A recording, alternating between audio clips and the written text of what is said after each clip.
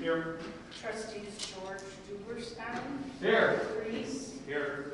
Koval. Here. Darrenowski. Here. And Georgianne Duberstein. Here. And Chanel. Here. We have quorum.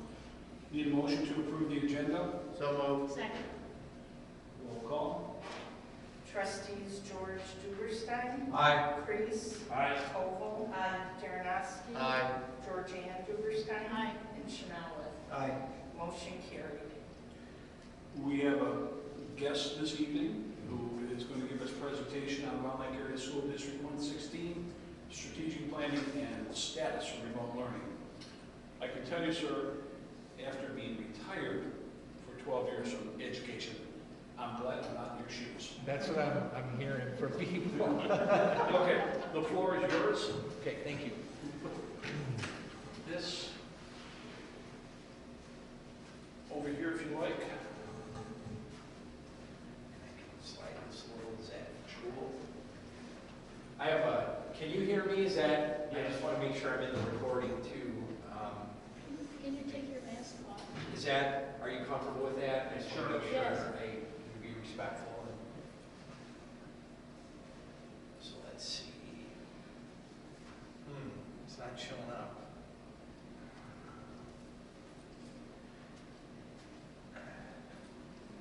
Let's see here. Well, we'll start That's, from scratch. that's the blue screen. There, hold on. Now that looks like my screen. So, Can you get your screen to move? yeah, it's moving, it's just Not not, there. yeah. Technical difficulties. Let's go John, back is there. there anything you can do to help?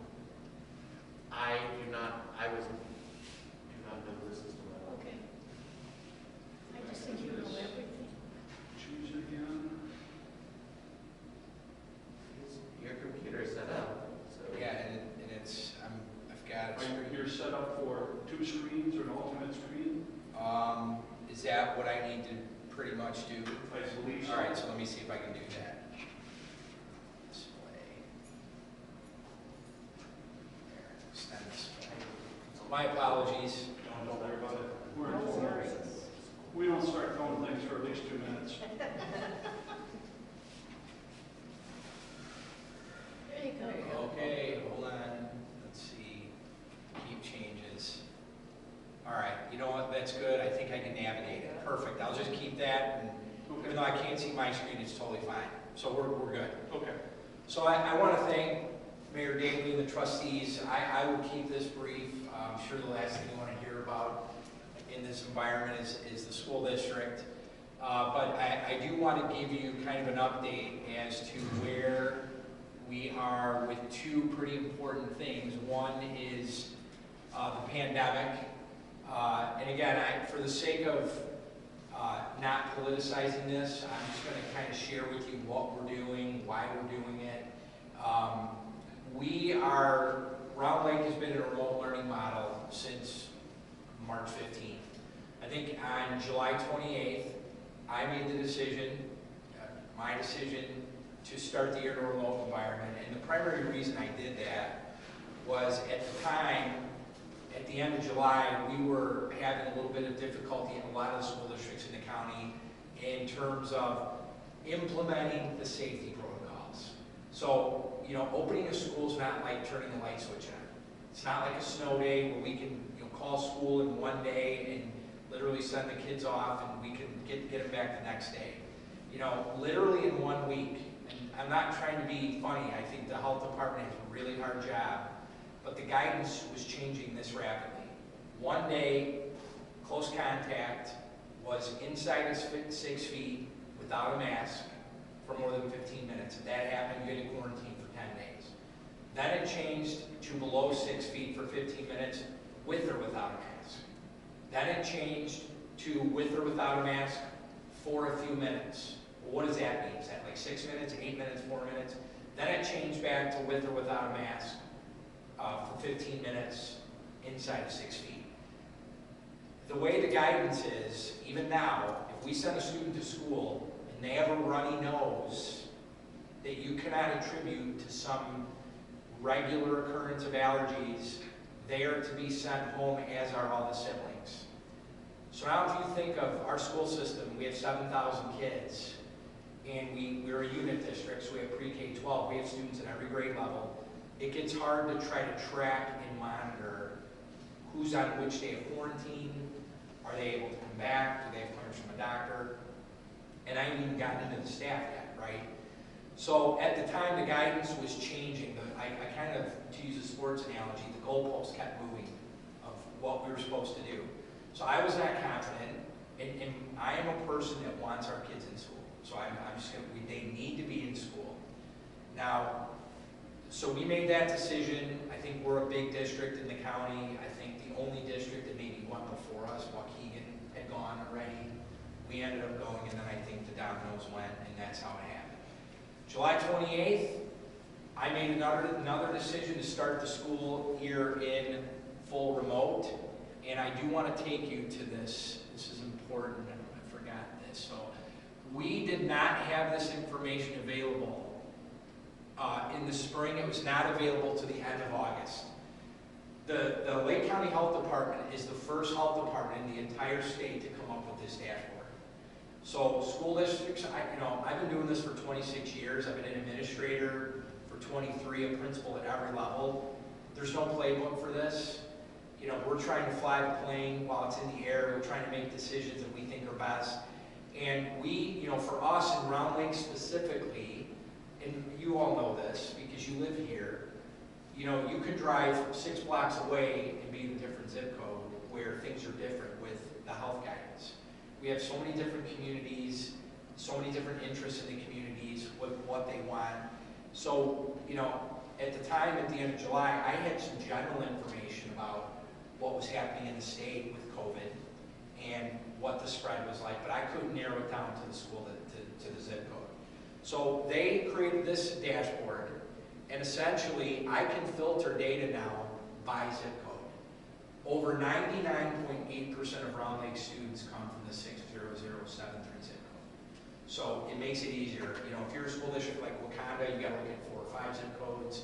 Grant has multiple zip codes. It becomes a little bit tricky. But what I can do with this website is, and I'll just, again, it's a quick demo. It shows you, this is the county. What this is the transmission rate, so incidence rate, so what is community spread like in the county. This is diagnostic testing turnaround time, so what's the average time a test result gets back to whoever gets the test. And now what I'm able to do is I'm actually able to go into this filter, and hopefully I can make it work here, and I can find 60073, which is primarily where our kids are, primarily, not all. Click the button, hit apply, and now I get results instantly as to what our data looks like. And here's what it is. The green is 60073, the blue is the Lake County number. So the top here, incidence rates, what you're seeing here is roughly 31, it's 3.10 per 10,000 people, just to make it easy. The normal number is 100,000. So if you extrapolate it out, you multiply it times 10. In order to be in school, the health department is recommending no more than 14 cases per 100,000. We're in the 30s right now. So everything you're seeing, I'm just telling you what you're reading. I'm not trying to make this a political thing. But it's what we're seeing in the paper with 4,000 cases. It is happening in the county. That's what we're seeing. You can see the data here. This green number is our positivity rate. We were, several weeks ago, if you look here, we were down in the 7s. Now it's up into the 11s. And they're running more tests than ever. So the positivity rate percentage, that one is a little bit tricky because if you test less, the positivity rate's going to go up, the percentage. If you test more tests you give, the likely it is going to decrease. So that one's a little tricky. So we took this information, and then what we did is we created a school decision dashboard for our families. So any Round Lake family member can, and we want to make it intuitive. I can't explain it the way I'm explaining it to you, that every parent that wants to see it. we created a dashboard for families. You go right to the website, click Learning Model Status, and it brings you to a dashboard. Most people understand red, yellow, green, I think. So what we did is we took the multiple metrics, which are over here on the left. Here are the criteria for fully remote, hybrid, which means bringing some kids in but not all. And then green is you can run school like you always do. Here are the thresholds, right here for each. And then over here is where our school district is on the 3 metrics. In order to be back, in order to even be in hybrid, you have to think of the least common denominator. So even if we had 1 yellow and 2 greens, we can only do hybrid. So anytime you see a red, it's like they're all red. You can't, it's not, you have to hit 2 out of 3 or 1, you know, they've all got to be meeting the threshold. So right now, we're not meeting the threshold for positivity rate, and we're not meeting the threshold for community spread. This gets updated twice a week. So families know that, we've been communicating it regularly. And, you know, I think we're a little bit, again, I think you've kind of been hearing what's going on in the county the last 2 weeks with school districts. There were a lot of districts that had planned to open, that were open for 2 or 3 days and they had to close, or were open for a week and now they're closing. Our data just didn't support going in yet, so we didn't have to deal with that transition. So that is kind of how we are managing the situation. Every student in our district has an iPad, every single one, even our early childhood learners. So 3-year-olds, 4-year-olds, 5-year-olds, they have iPads. They need to be in school. I think it's been hardest for our teachers, especially the ones teaching our youngest kids, because think about it, you're trying to teach kids how to read on a Zoom screen, not easy. So I think I've been in 25 classrooms virtually in the last 4 or 5 weeks. Our teachers are working really, really, really hard in an unprecedented time. So that's this part. I have another brief thing I want to share with you. Would you want to go back? Absolutely. And just choose the 30 zip code? Yeah, absolutely happy to do that. Please. Yeah. And this is public. You can actually go here. Hold on, here it is. You can actually go here tonight. You just go to the Lake County Health Department. You click COVID, and then it says Data Hub. You click that, and it'll take you to the school decision dashboard. So you want it, what's the zip again you wanted me to hit? 30. 60030. Only 30 I'll do. Yeah. Yeah. Because that's awesome. Yeah, absolutely. That's his side of town. So you go to Lake County? Yeah, you go to the Lake County Health Department COVID. website. At the top, it'll say, click here for the latest COVID information. Okay. Then it'll say, look for a thing that says Data Hub. You click that, and it says School Dashboard, School Decision Dashboard. Thank you. 60030. Here you go. So then I'll leave the county one in so you can see how you guys are stacking up there. It's a little bit sensitive. Hold on. Almost there, almost there. There. Okay. So Somehow you got applied. yeah.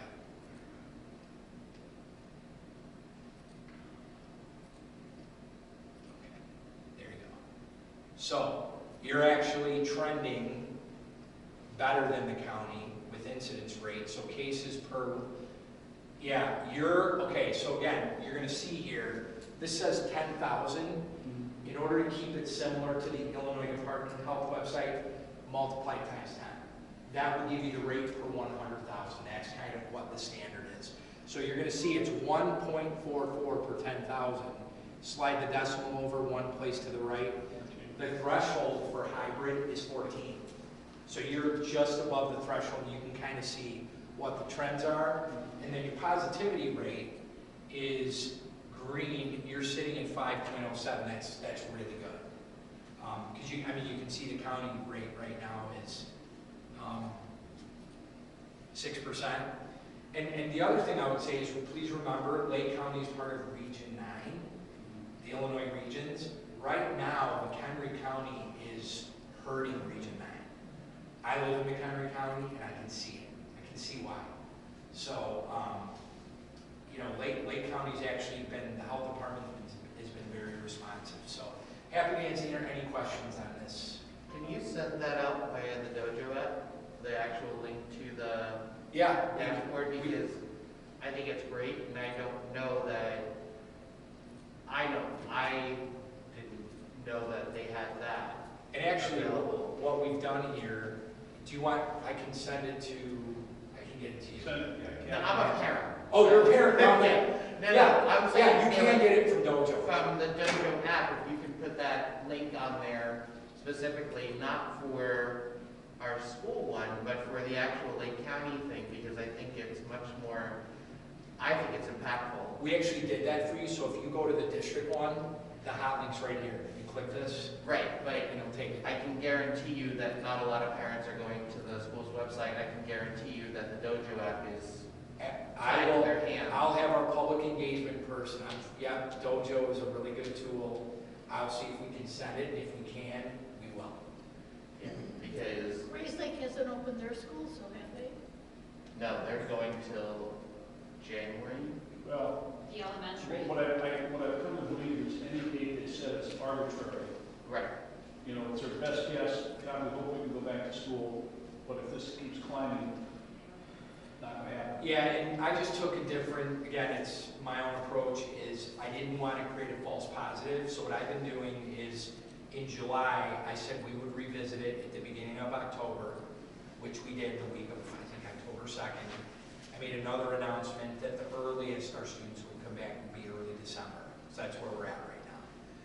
And I'm using a shall not return before date, simply because I've seen it happen. You establish these target return dates, you run the risk of maybe creating this false, well, we are coming back 100%, then you don't. Just the date is not good right now. So If you could send me the link. I'm happy to do that, Wonderful. absolutely. Thank you.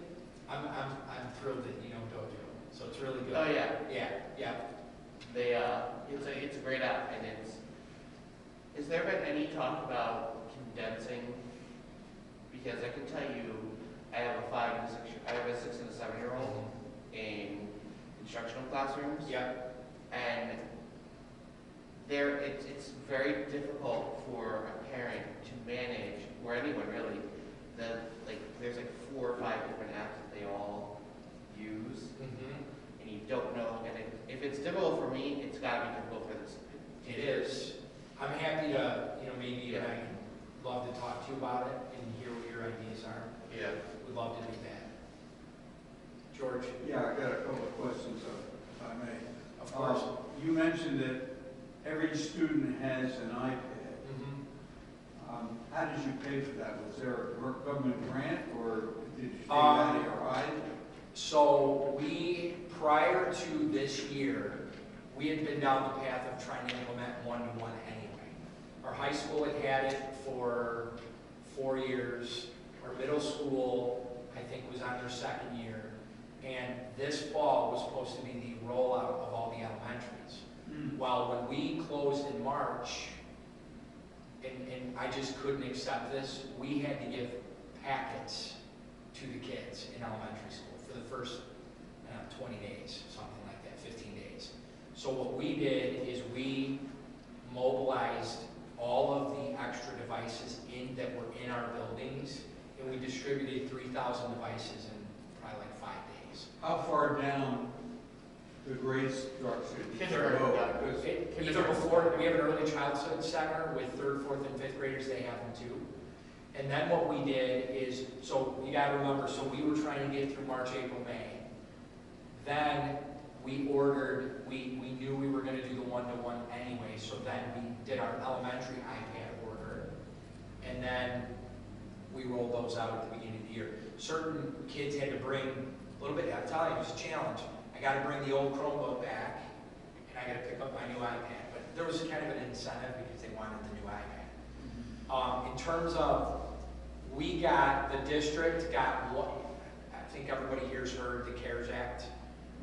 That was the federal stimulus. I think we got 1.6 million. Now, what I'm telling you is that basically replaced the money we didn't get from the state. We didn't get an increase in our evidence-based funding, given that next year is going to be worse. It's going to be bad. So we had prioritized one-to-one as part of our regular budget process. The CARES Act money was limited to certain expenditures. Couldn't use it on salaries. It's really technology, cleaning, health, safety, equipment, cleaning equipment. So we made sure that the money was used for those. Well, what did you do for the kindergartners and maybe the first or second graders? I mean, He meant to say 3, 4, and 5-year-olds. Oh, I'm sorry. Yeah, 3, 4, and 5-year-olds. Really? So yeah, everybody 3 years old and up in our school district has an iPad. Yeah, so kindergarten students got them, first grade students got them. and they were able to deal with it. It's hard. I mean, well, so the hardest were our kids are, you guys know, kids pick up technology a lot easier than we do. But, having, for example, a bilingual kindergarten student who has grandma at home trying to help him log on, it was hard. But what we did is we set up call stations, like a help center. We set up a technology help center staffed with bilingual people. So any parent who had an issue could call in. If nobody picked up, they could leave a message. Somebody would call them back and walk them through any tech issues, or they could schedule an appointment to come in and have the tech issue addressed in a safely responsible manner. Masks, temperature check. If you come into any of our schools now, we have people in. We're doing all this screening when they come in. You have to answer questions and that kind of thing. You learned that all in your administrative classes? No, none of it. None of it. I probably looked at more data than I care to. Well, I do look at data, but not health data. I'm not like a health professional, but it was definitely challenging. So I just want to really quick, if I could, the other thing I wanted to just briefly share with you, and Georgianne was part of this process, and you guys have been great partners, and we're grateful for the Village of Hainesville. I mean, you guys have always been super supportive of the school district. Last year, we built a new... Before you move, I think it's worth mentioning the backpacks that Oh, every kid got too. yeah, so thank you. Well, two big things. Up to date, as of today, we have distributed almost 400,000 meals to our families since March. We have 6 locations. It's drive-through. People drive up. We give them the food they need. And if there's a holiday, we give them double for the day that, like it's a Monday. And then the other thing we did is we distributed 3,000 supply bags to our elementary age students with school supplies. Whiteboards, markers, glue, manipulatives, so that they could experience to the fullest extent possible school. And because we want kids touching things, that was, something we used some of the CARES Act money. I think we spent about $300,000 on that. Trying to just, help our families. Really nice bags too. Like I have 2 from my home. But yeah, really a lot of good stuff. So then we basically built a strategic plan. And again, this is pre-COVID. We never anticipated we would be in this world right now. And again, I'm not going to plow through this plan out of respect for your meeting in time. But we had wrapped up a 5-year strategic plan. The strategic plan is our district's roadmap for everything we do. Resource allocation, how we're going to spend money, what our priorities are, what the focus is for each school year. And so the goal of the plan is to make sure everybody's pointed in the right direction. And so we had about 40 community members come together over 3 months, right, Georgianne, 3.5 months, probably 6 to 8 meetings. We built this plan. And again, when I first started in education, I think the goal was, let's write the longest strategic plan we can write that nobody can read, nobody can remember. We just didn't want to do that. You can see we have a very brief mission statement that answers the question, why do we exist as a school district? We want our kids to be able to construct knowledge and meaning. And we want every student who leaves us to be able to open any door that they want and walk through it and be successful. That's like the goal. We have core beliefs. That's how we make decisions. And then, frankly, our work was lumped into themes. You see these here. There's 6 themes. I'm not going to read them to you. fairly common in school districts. Securing the future at the bottom deals with making sure we're financially healthy, and we are. We've received, Round Lake is the top financial rating you can get from the Illinois State Board of Education. So we do manage our resources properly. And then, you know, some other areas of focus. Equity is a big one right now. But just to show you how the site works, if I click Securing the Future, it will take you to a visual right here. So both of these are sharing the same information. One, some people like to read, and some people like pictures, so we have both. So if you click on the left here, these are you can see it's lumped by year, 2021. Those are the areas that we are going to focus on for 2021. Okay? Then, if I click here and click this, this is the same information, just in a visual format. So you can see in the big white box, Securing the Future, that was the theme. And then on the bottom left, you have a legend where you have the dark medium-sized squares. Those are the goals. So balancing our budget, facilities planning, student enrollment, and quality workforce. And then the smaller boxes, even get smaller, those are like certain initiatives connected to each of the goal areas. So our plan is pretty easy to read. You can get the information in one page. I provide a monthly update to the school board at our public meetings on the strategic plan. We have a dashboard. Every single target is monitored by month, so that we're able to tell the board and the community, frankly, how we're making progress. And so really all you have here is you have these themes down here. You also have them up here. These are all clickable links. And this is a larger picture of the entire plan in an easy to read format. So we are, I think what's really hard is I feel like my day today is spent the exact same way I was spending it in April. Like I don't feel like time has moved, but we got to move the district forward. Our kids aren't in, it's an abnormal environment, we're in the middle of a pandemic, but we still got to the best of our ability, keep the district moving forward. So even though we're in this, we haven't paused everything, because our kids can't afford it, and we just can't. So, Georgianne, you were part of the process. Appreciated you. Obviously, a lot of this stuff is kind of on hold because, it requires togetherness. Mm-hmm. What I'd like you to do is talk about some of the positive things about the school district, because not enough people know the good parts of it, and the bad reputation is still out there. Yeah, so I'll answer whatever you want. Just to give you I think I alluded, we're fiscally healthy. We have invested in our facilities. So I think my second year, 13-14, we passed a $35 million referendum for the high school. If any of you ever want to come over there, I'm happy to walk you around. Our classrooms are some of the nicest in the entire county. Our achievement's better. Our graduation rate, when I started as the principal of high school, graduation rate was right around 70%. It's up to 90%. We have a 65% increase in the percentage of our kids that are taking advanced placement courses and passing them, which means we're not just forcing kids in.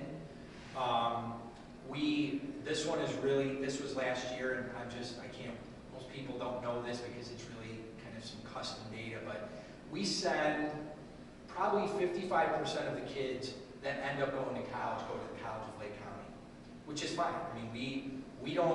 College isn't for everybody, 4-year. If kids want to study trades, we want to support them. If they want to do art, we want to support them in that. Our kids that do go to college go to the best colleges in the country: Illinois, MIT, we've had Stanford, Notre Dame. I could go on and on. Dartmouth, Ivy League. So we do set, our kids are smart, they go to the best schools. One of the things that we had historically not done well on is when we sent our kids to College of Lake County, they gave a college readiness test. And I have mixed emotions about it, because technically if they don't pass it, they have to pay for math classes there and they're not getting credit for it, right? Well, we kind of targeted this, and it was an area of focus for us. Reading and math were the two areas. And I would say we saw Over 75% of our kids now are college ready that took that test in math. That's a 30% increase over where it was 4 years ago. And we've seen our math percentage rise about 25 to 30%. So we know that our kids are applying for the same jobs as the kids at Stevenson are, and the kids at Grant and Grays Lake. And, you know, I live in Crystal Lake, and I can tell you, and I have no problem saying this, if my kids would have gone to Round Lake now, they would get more and better than they would in their own high school where I live. And that's always been the goal for us. We have 8 counselors on staff to help kids with their career planning. One of them is specifically focused on college in the application process. We have internships. We have internships with Baxter. We have internships with the Rosalind Franklin School of Medicine. It's good. I mean, we need to get better. We need to get better, but I feel like our kids are taken care of, and they have great, you know, our fine arts program has just, the last 5 years has blown up. The numbers are unlike anything we've seen. We have more kids in choir and band. We offer 10 times as many clubs as we used to offer to make sure our kids feel connected. Our fine arts, our kids are very artistic. Our engineering program at the high school, those kids are using the very same software that they use at Ford Motor Company and GM, and it's very robust engineering software. I think we had 13 sections filled of that class at Round Lake. And that was part of the referendum. We had built an engineering class for our kids. So, you know, I love our kids. I love the school district. I love the community. It's a great place to work. So I just thought you know, thank you for asking me. I could talk about the school district all night. Just so you know, I'm not blowing smoke. I spent 32 years in public education, 25 years as an administrator, assistant principal, almost time principal of junior high for a while. Well done. What you've got the kids doing now in an unusual situation, and how your district and your staff has handled it, well done. Appreciate that. Appreciate it. It's been really hard, but I think in some ways we'll probably be better after we come out of this, because it did force an acceleration of innovation, and it forced people maybe weren't ready to put their toe in the water and try some things. I mean, we had to do it. You know, we had to do it. Most of the people in this room have been in this town long. I've been here for 20, 21 years, and remember when Round Lake was taken over by the state, they were nothing but a gang center, everything that could be bad was bad. You moved light years away. So I know it's not just you, but it takes a leader. Well, I appreciate it. I had a great predecessor, Connie Collins, and she hired me here, and I'm just committed. And Rich, I just really want to thank you and the trustees for the time tonight. So, If I may, just a couple of quick questions. yeah, sure.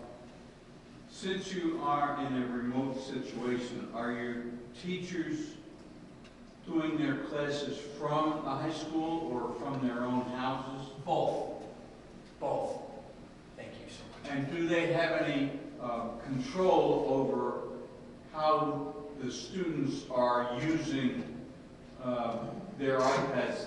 What I'm getting at is, my oldest granddaughter is a teacher down in Florida. Yeah. And they having a problem there is that some of the students have other people come into their classrooms. It's very disruptive. They've turned off the videos so that the teachers can't see what's going on in the classrooms. How do you deal with that kind of So situation? I'm not going to say we haven't had issues, but and this is going to sound a little bit humorous. If we use Zoom, if they wanted to stay in business, they had to be able to pivot really fast and correct some of those things that were allowed. We don't have Zoom bombing anymore. We did for a week, probably. But then the engineers for Zoom, which, I mean, if you look, again, I don't have a personal vested stake in Zoom, but if you look at what happened to their stock price when the pandemic happened, it's like quadrupled.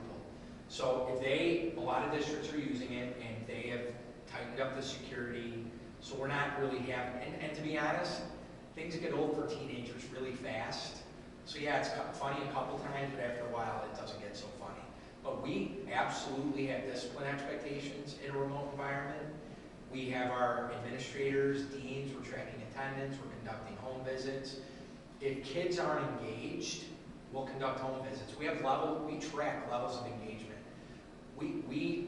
This is going to be an I tend to use these extreme examples to prove my point, but the last thing we want to do is have a kid in a ditch somewhere we didn't know, right? That's not going to happen. So we have individual teacher expectation for contact. If that doesn't work, it goes to a building level team. We have a safety and crisis coordinator who's spent 25 years as a police officer.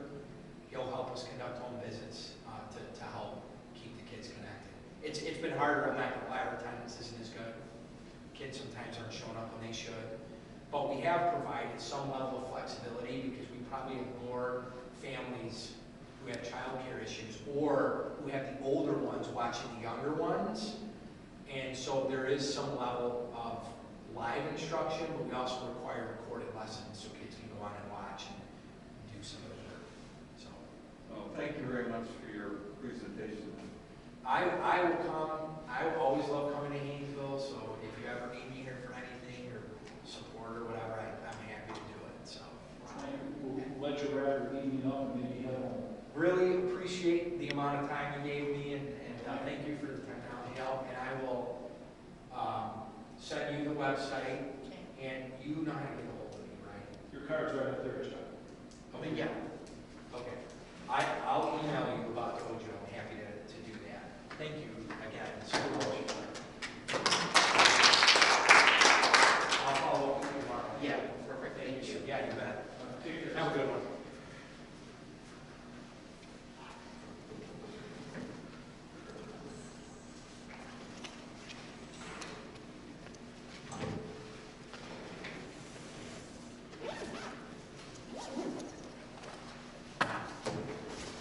Okay, no public comments. Need a motion to approve the consent agenda. So, You know what?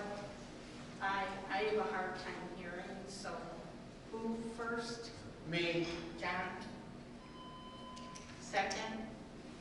Wally? Roll call. Trustees George Duberstein? Aye. Kreese? Aye. Koval? Darrenowski? Aye. Georgianne Duberstein? Aye. And Schnauwes? Aye. Motion carried. Okay, reports, John. Most of what I have is in business, so I am going to, does you have any announcements? Yeah, I just wanted to, you guys all have at your places the audit. It was going to be presented tonight. We postponed it to the next meeting in November. When George read the memo, I probably wasn't too clear on it. We'll be here for the meeting. The auditors will present it via Zoom to us, so we'll be watching it off of the screen. So wanted to get it out to you now, so you have plenty of time to review, get your questions together, and then that way when the next packet is being developed, we're not like, oh, can you deliver this to so-and-so, so we have it now. Kelly, if you're going to do much talking on the business end of this, grab that microphone. And no, I did not punch her in the eye. She accidentally scratched it moments before the meeting, so It's not fun. not fun. Okay, thank you. Public Works, Wally. Hi, everyone. Okay, meeting with Mike. Got the new dump truck. Okay. The one that was supposed to come in May. In May, but unfortunately Take COVID. your mask off, I Okay, I'm can't sorry. understand. Okay, Thank you. but with COVID, it was postponed, by the time the meeting postponed. Last Friday it was delivered. Okay, What was really it? looks good. What was it? The new dump truck. The new dump truck. Oh, The new dump truck. We had a question about the box being a little bit small, and Mike answered that because of the fact that if you went with any bigger of a box, then not everybody can drive it, they need a seatbelt license, and so that was gonna be, so that's why he went with the smaller, but he's gonna order it up, so in case it was all a little bit more. But, so we finally got it in, okay? Matter of fact, first thing Mike hit me with, okay, is when we met the other day, yesterday actually, was it may be a good old budget. So we were discussing some of the things that he's looking to do next year and stuff like that. And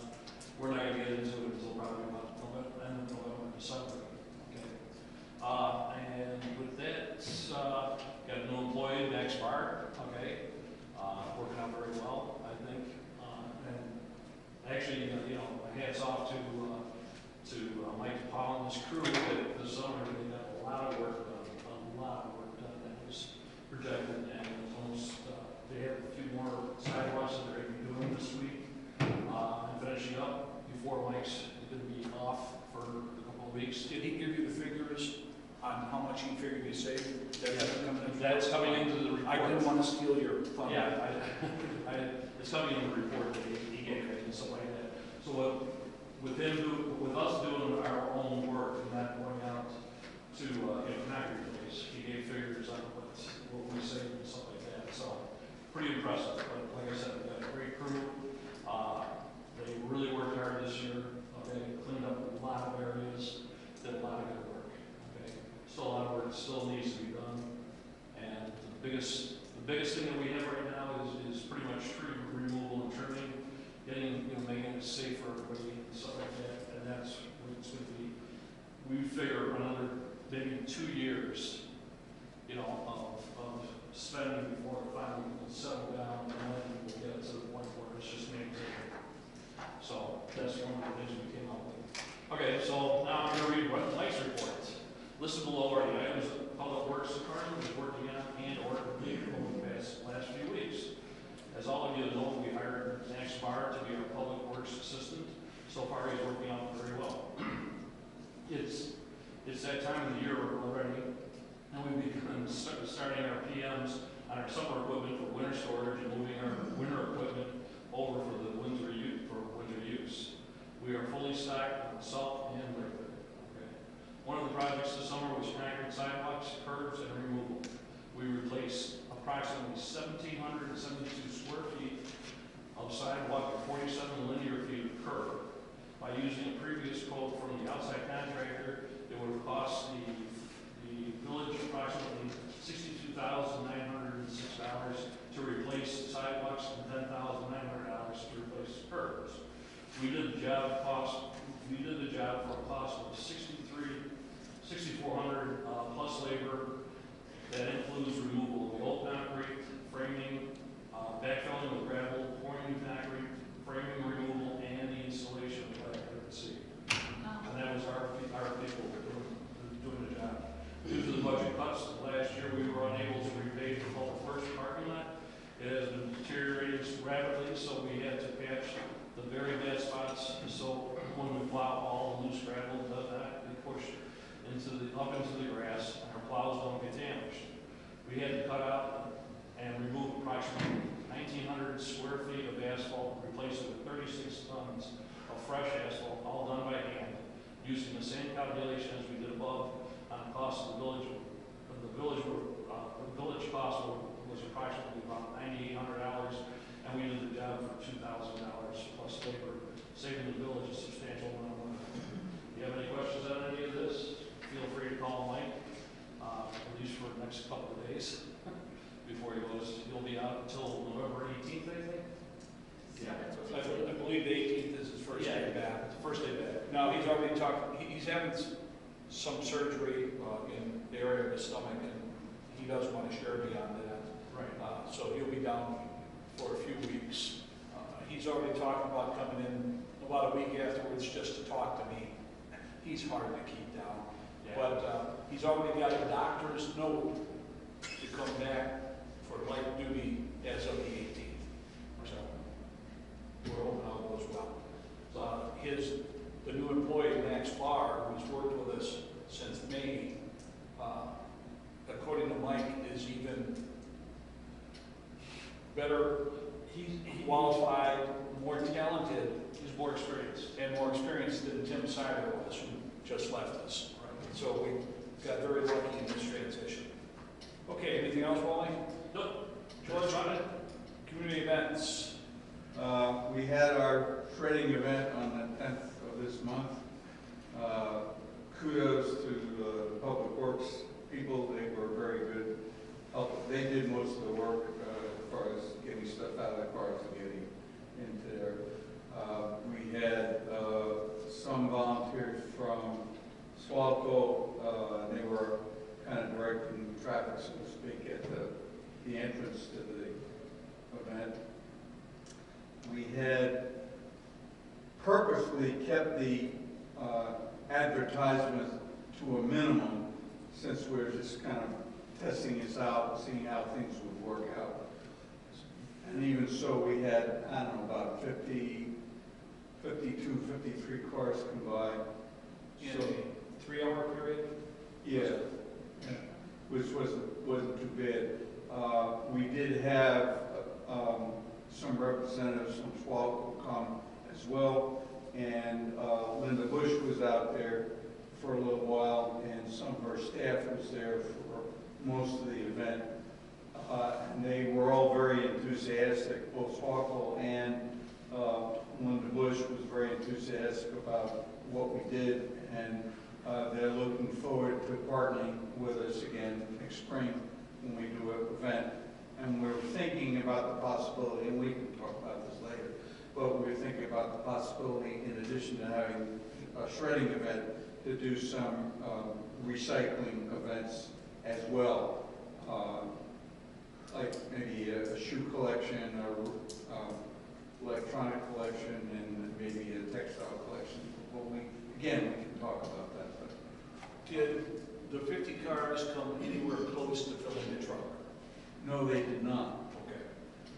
So there were a couple of people that wanted to do more than 3 boxes, and the original thought from Swallow was, well, we would tell them to come back just before the end of the time, but I went ahead and said, go ahead and put it in there, Okay. so they didn't have to go back. All right, very good. Well done, George. Thank you. Did you ask Melinda Bush about the $380,000? No, I did not. That's not his department. I don't. All right, thank you. George Ann, Great Age Club? Great Age Club is still trying to function, limping along, using Zoom to keep in touch. We're going to try and see about going out to lunch after our next Zoom meeting, which will be the 5th of November. I also went to, not physically, but Pace was having a public hearing on their budget, so I Zoomed in. And just to give you some ideas, their ridership dropped 75% at the lowest, from 100,000 to 25,000. It's now at about 50 or 60%. They're discontinuing around 73 fixed bus routes, 14 of which will be in Lake County. Most of them, it looks like, are on the east side. Metro, at its worst, was 5% ridership, and now up to 10. They have $106 million from capital assets from the legislature, 115 fixed. They have, they're trying, they were going to do a lot of changes, looking into fixed routes, looking into using more of the on-demand, which is not just for paratransit, but anybody can call, and in some cases it could be just an hour ahead, and they will get to you. And so, and the areas that the on-demand covers is a lot smaller than it used to be, and also smaller than the regular ADA stuff, because the problem with that is if you have a 20-minute doctor's appointment that's 20 minutes away, by the time everybody gets off the bus, you've spent an hour and a half when you could have just gone 20 minutes. So they're trying to find ways to accommodate people so that it makes them more desirable, makes it more desirable to use the public transportation. So that was something that they were going to expand, but everything is sort of on hold at the moment as far as any innovation or big changes, but the bus routes are something that they're going to do now, and I think they have 12 months from the time they've discontinued it to decide whether or not to put it back into operation or not, which is kind of hard because, again, we don't know a year from when and when is this going to stop and get back to normal so you can say, oh, well, we could use this again. The whole, everything is all kind of... And to tie into that, I send you the monthly reports I get from PACE, and if you look at the ridership for the route that we handle, how much they have to subsidize over what they prefer to subsidize. I've talked to the lady in charge and I've asked her, how do you keep this route going? And they're talking about it. They may not be able to afford to keep it going, but they haven't reached that point yet. But I think they were hoping that the on-demand could fit, could take over. Because on-demand, I think it's from 45 Cedar Lake Road to Montville, and maybe 120 is the area that this that the on-demand would be, which is really, you know, a pretty small area. But then that bus goes to CLC, and then you can transfer from there to the one that goes to Gurnee, or, you know, so, but it's not easy. It's not an easy thing to do, especially for seniors that may not be as agile as young folks, so they're doing the best they can, but I appreciated that they had the hearing. I think I can guess the answer, but any information from the Squaw Creek No, Committee? no, not a word. Okay, all right, thank you, ma'am.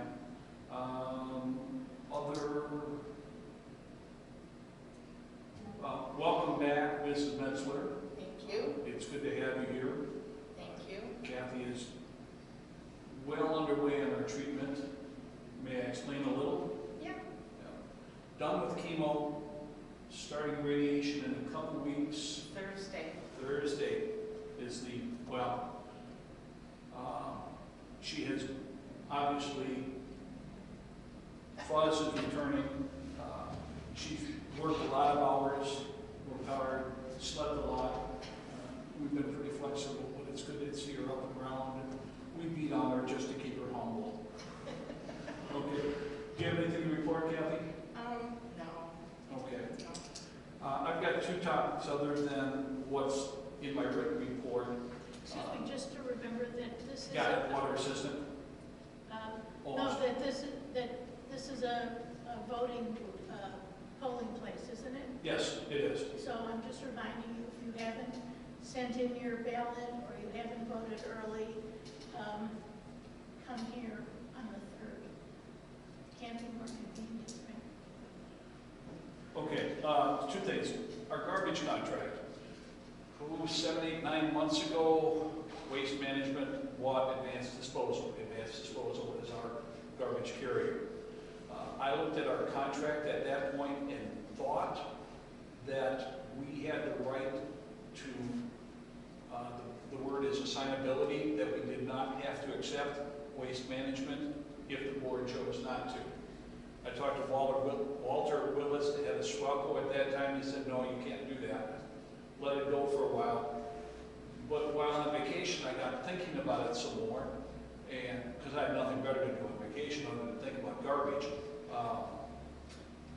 Pulled the contract out, read it again, called Walter Willis back, made sure he had a copy. He read it. He goes, you're right. You've got the strongest assignability language that he's seen in the contract. Contacted Scott Puma this last weekend, and he confirmed.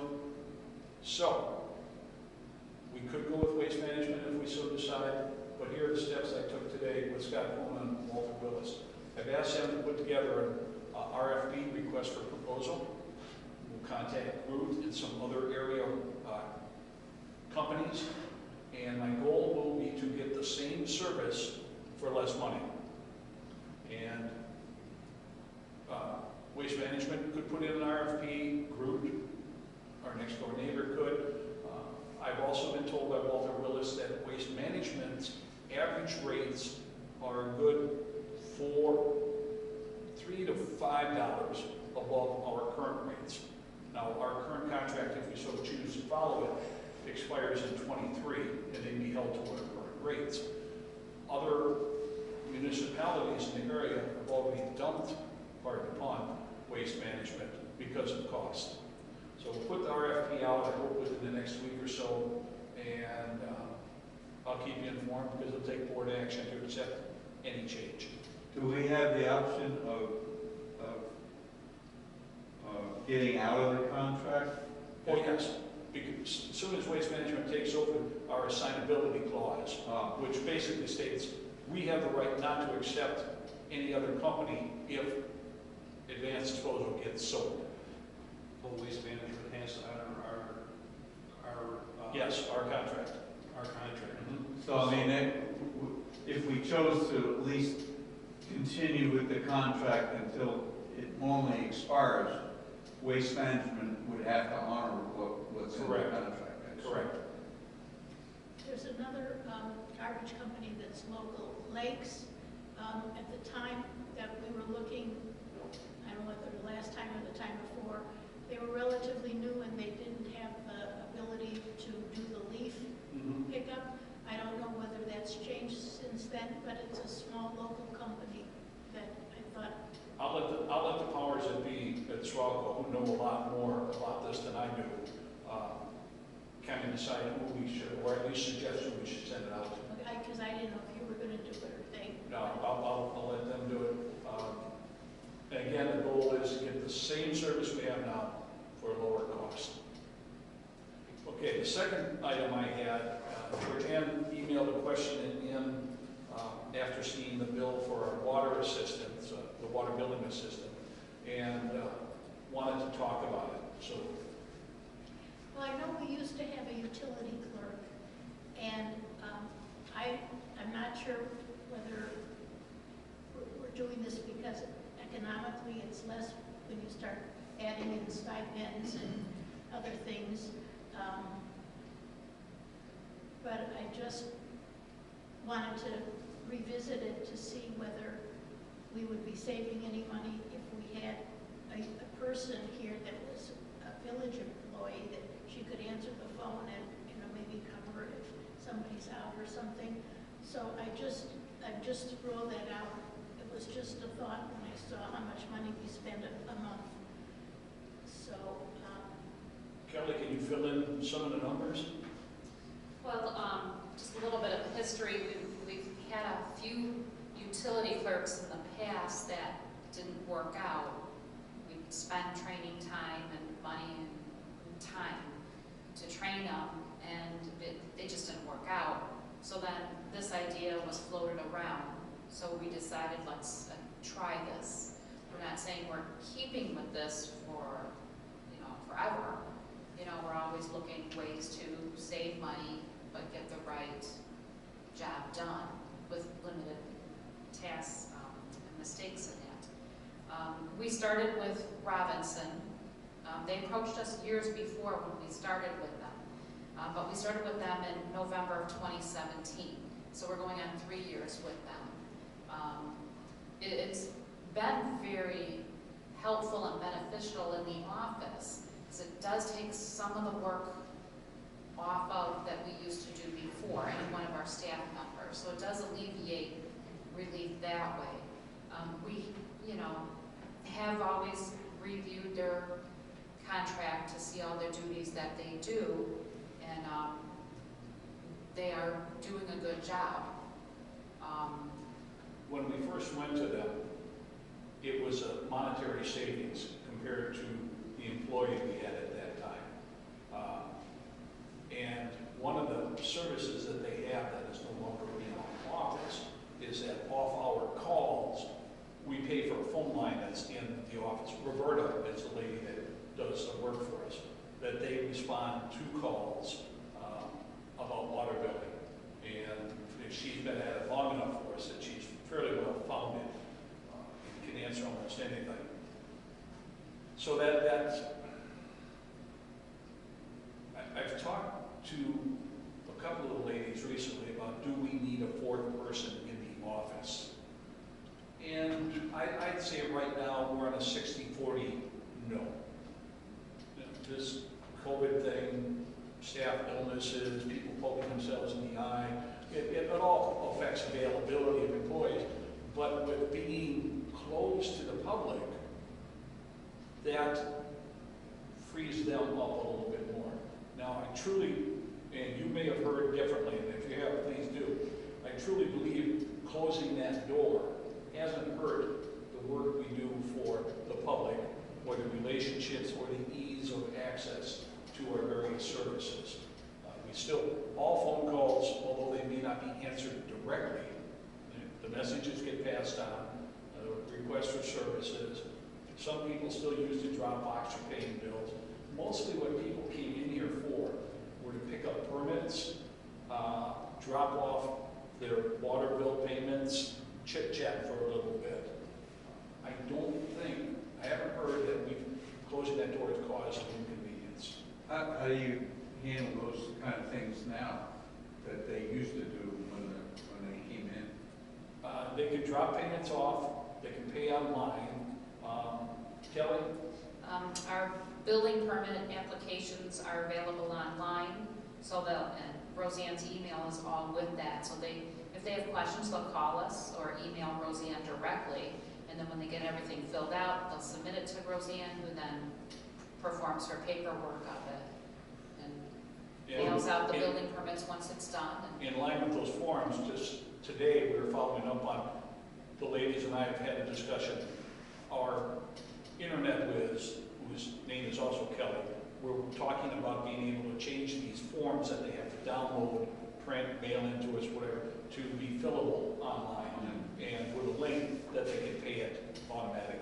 Well, given the fact that we've been able to do certain things differently because of COVID, do you see the activities of the village, or at least the office, changing or staying the same, taking advantage of what we've learned when things supposedly get back to normal?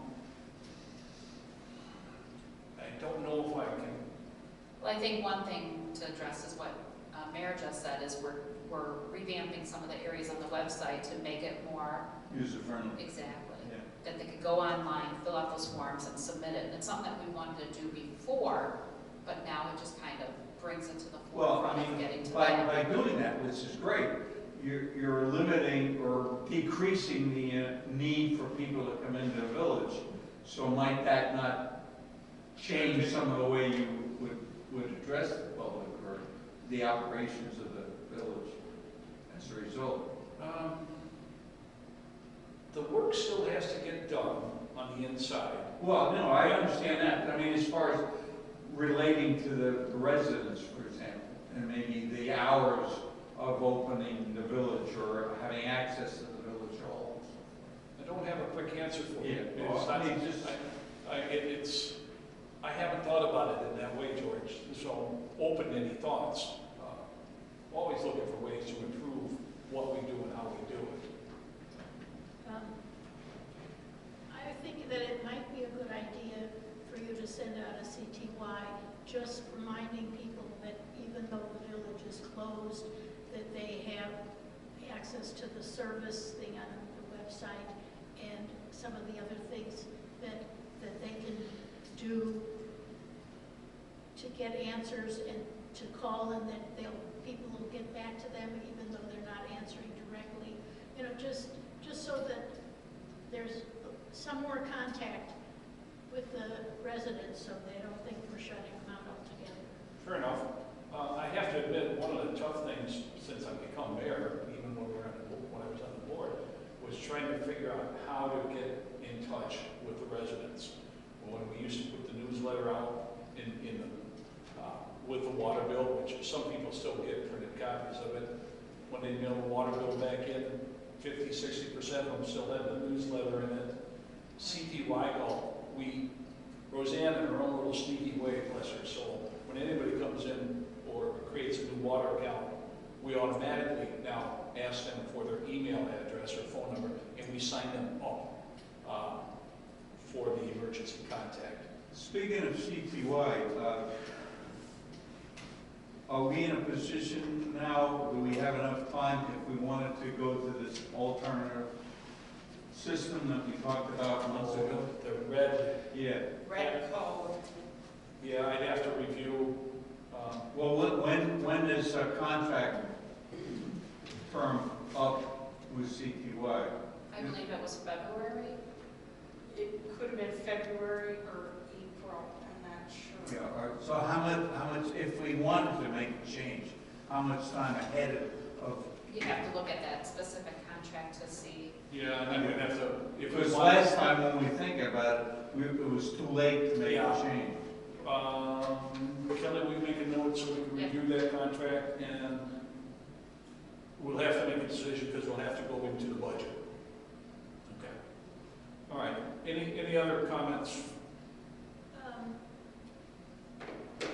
I don't remember whether it was last mayor's report or this one, talking about that there's some more rotten trees in Cranberry Lake.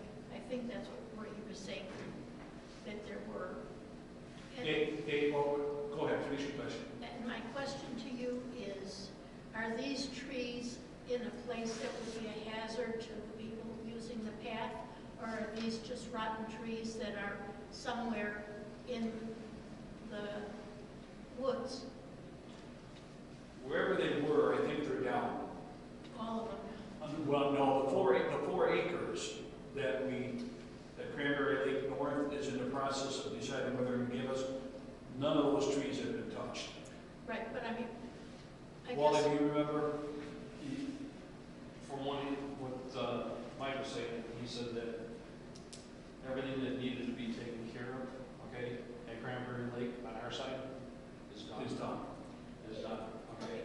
my concern is that I understood that your reasoning was that you wanted to protect people walking on the path, and I understand that, but I would question the need to take down trees that are not a hazard to people, because in nature, rotten trees can, they can sit there for another 100 years. I think we should just let those trees do whatever they're gonna do, unless it's a hazard. It's just my opinion. A lot of those trees are so tall that they could have a tendency of falling into the path, because the path isn't that far away from the borders. Or if they fell, there are some trees that could fall that wouldn't do anything other than get hung up on other trees. Right. Or possibly fall to the ground. But as well as, I think we're done cutting, Except for the 4 acres. except for 4 acres. I would just hope that you consider doing the minimal amount of removal as possible. Well, I think at this point it might be a moot issue. Right? Well, I mean, when you're gonna have the new, Oh, if we get the 4 acres? yeah, I'm gonna turn that into a big parking lot. Because it's not conservancy. Your husband will prove that that's to you. right, I don't care. Okay. And don't forget the flip side, that in next year's budget will also be planting another 20, as we did this year. We're just gonna keep restocking. But I understand your point. The other thing was, at the last meeting, I mentioned that it would be useful for you to get in touch with Dave Eubanks, talking about, well, now it's too late because everything's pretty dead, but from what I understood, that Public Works was pretty much leveling all the, I don't know, call them wetlands or woodlands, just to, kind of clearing the areas. No, just a perimeter so that it's not right up against people's properties. That's what they were trying to do. They were just trying to sit there and make a perimeter around so that there's open space between our wetlands. Now, are there a couple spaces where they've gone further back? Yes, and you commented on 120. They've taken that back. If you notice, the north end of the meadows has now been shaved back a little bit Yeah, further. that looks good. And Yeah, and also the trees have been thinned there after talking to Dave Eubanks. Right. So, I got the impression that there were more areas that were, shading, yeah, Mhm. or at least maybe cut back and it's only this much, you know, that. as Wally said, where there are homes surrounding, we're trying to get that 8 to 10 foot. Now, sometimes there's a huge tree in the way, they got to go around it, so it exceeds that. No, we're not cleaning up those. Okay. As long as we're going that way, let me talk to you, and you'll see more about this when we start reviewing the budget. I've been speaking to Robinson and ILM about next summer projects, and this will keep this under the mayor's report. I was looking at a way to better drain the Deer Crossing drainage ditch. It was done, it was the second year of the 3-year project of ILM. It holds water, it doesn't flood, but it's got very little pitch. So I've looked at a number of things, and ILM and Robinson are meeting today to talk about some more. But in their inspecting this area, our biggest wetland, which your house is up against, across the street from mine, is evidently overrun by invasives. So ILM is going to propose a program to help work in there. I told them today it won't be next budget year because we've got too many things coming in, but we'll look at a long-range plan. The proposal that I've asked for today is, I think, what will be the last proposal for channelization. North of the ball field, Cranberry Lake, there's a drain that goes across to the east side of Hainesville Road, and then that drains further east into the work that was done near Bighorn this summer by ILM.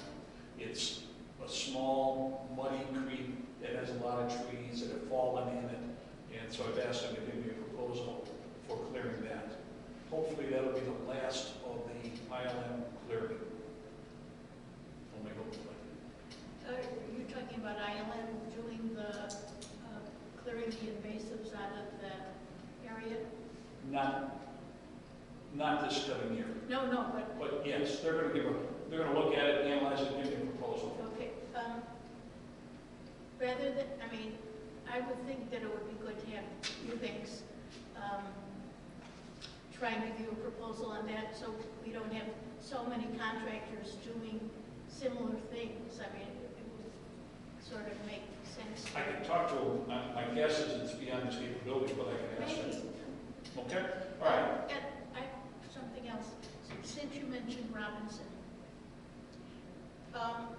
Greg used to come to the meetings every now and then when he was with them and when he was with Manhart, and we would get reports periodically. And since we're spending so much money with them, it's like more than what we used to spend on the lawyers when Ted was mayor. I just would like to have a presence and hear from them what they think about various things, if that would be okay. Okay. He came, since I've been there, he came when I invited him, when we have a specific topic, because we had to pay him for his presence. I have no problem if there are specific things you want to talk about or hear about, to have Steve Zahner come. I'll be forthright, I've been having difficulties with communications with Robinson ever since Greg left. The whole staff has. Not to the point where I want to replace them, but I've talked to Mr. Zahner's boss, and we're beginning to transition work away from him to other staff members because of communication problems. And it's not all his fault. When Greg left, they had a hard time finding someone to replace him.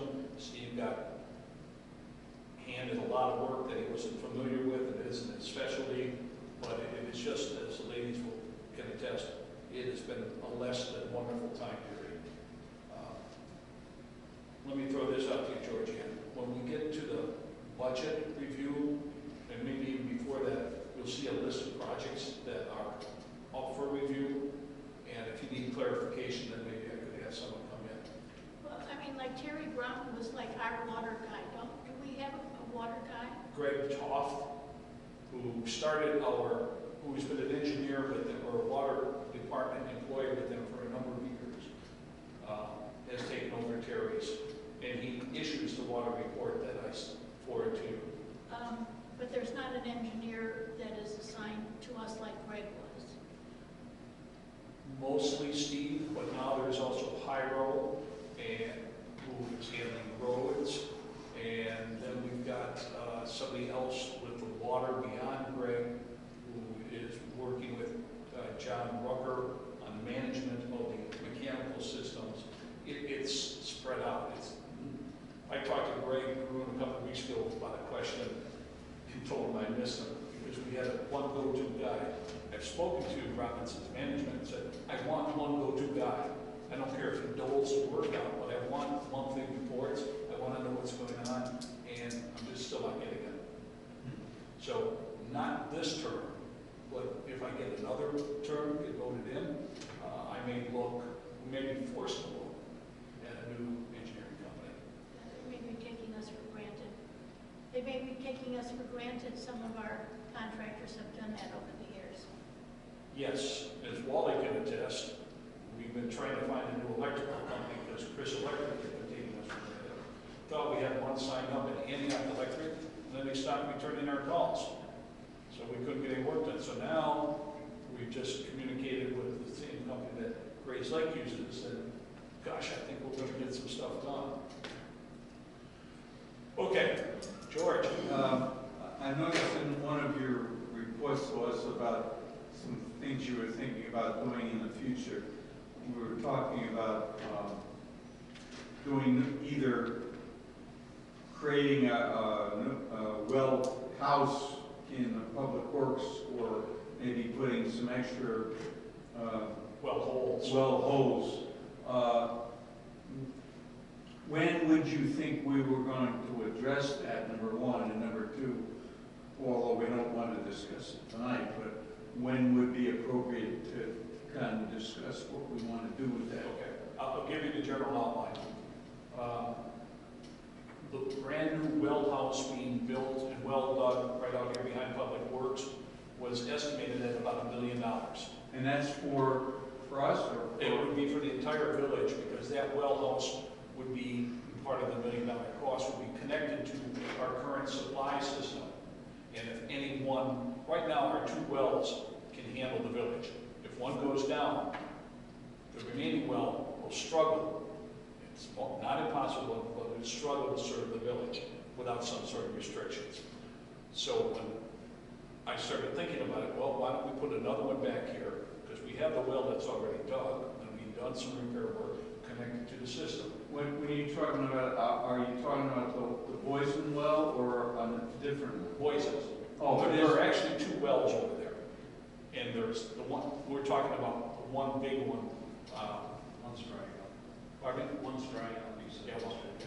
So that's what we're talking about. But that was $1 million, $1.2 million price tag.